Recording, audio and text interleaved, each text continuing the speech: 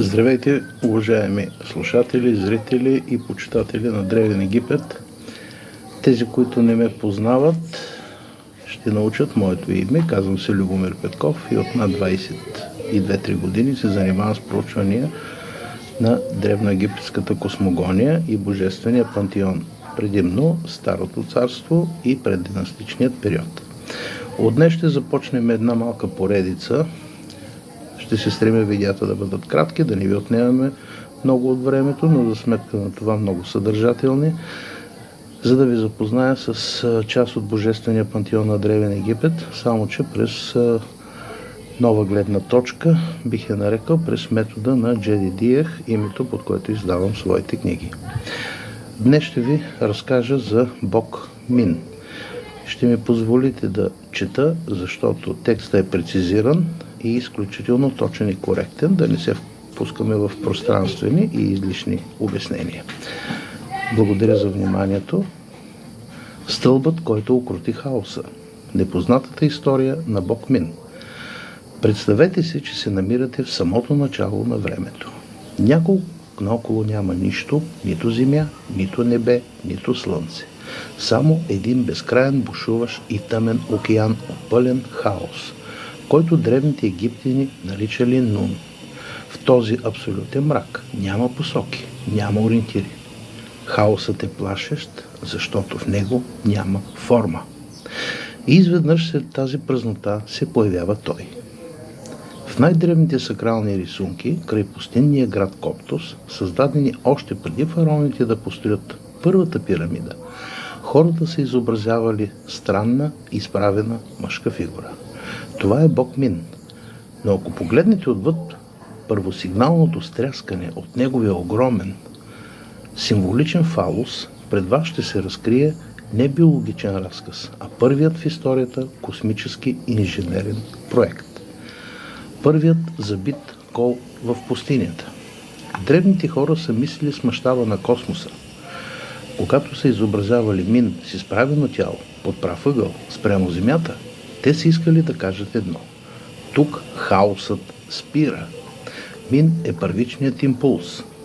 Той е като онзи първи дървен кол, който забивате в дивата пустиня, за да кажете тук ще построя моят дом.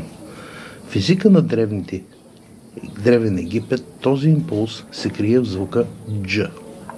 Този звук е символ на кристализацията, моментът, в който чистият дух се превръща в нещо твърдо, стабилно и материално.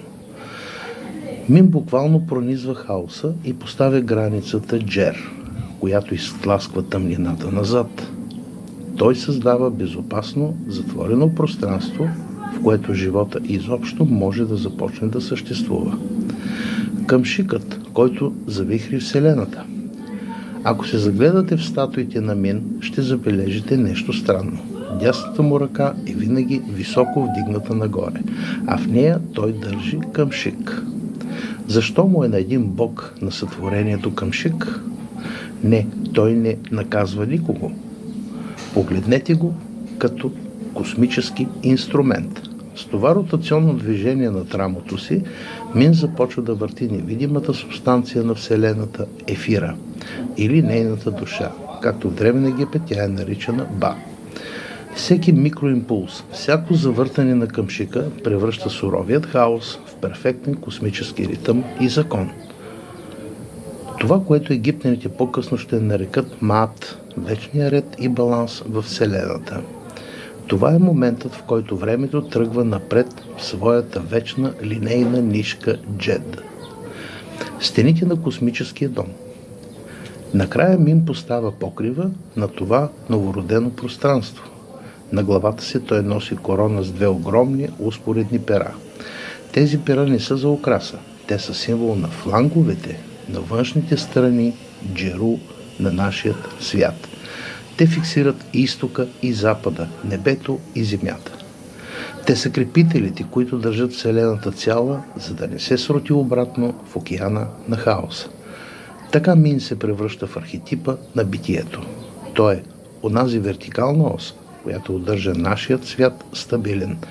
Затова древните са го почитали не просто като бог на плодородието, на почвата, а като Бог, който е направил възможно самото съществуване на Земята, Слънцето и звездите. Без неговият първичен импулс, ние все още щяхме да сме просто капки в тъмния океан. Интересна гледна точка е тази, която аз разкривам. Не разглеждаме боговете просто като обикновени земеделски покровители или на определени дейности в бите ежедневието, а ги свързваме реално с първоначалния взрив на първичното яйце, след което формирането на младата, развиваща се Вселена, възникването на първите 5 основни елемента – огън, въздух, вода и материя. Благодаря за вниманието.